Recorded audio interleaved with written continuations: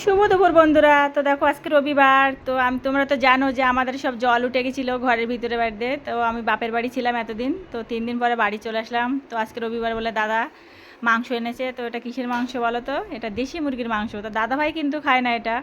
তো দেশি মুরগির এখন এটা আমি ভোনা বানাবো। তো তোমরা দেখতে থাকো ভিডিওটা, আশা করি ভালো লাগবে।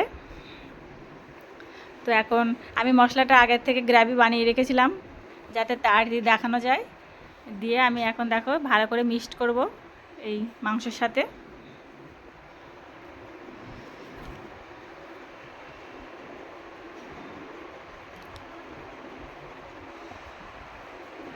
তো ভালো করে মিক্সড করে আমি এখন ঢাকাতে রাখবো।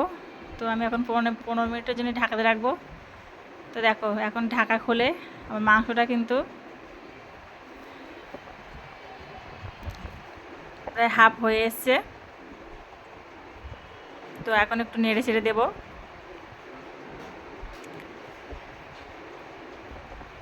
তারপরে দেখো 90% মাংস আমার হয়ে গেছে। তো এখন আমি ভেজে রাখা আলুগুলো দিয়ে দিচ্ছি। তো আলু এতে ভোনাই দেয় না, তবুও দিচ্ছি, আমার পিকুসোনা খাবে। তো আলুগুলো কিন্তু আমি একেবারে পুরো সেদ্ধ করে রেখেছিলাম ভালো করে ভেজে। দিয়ে আমার মাংস রেডি।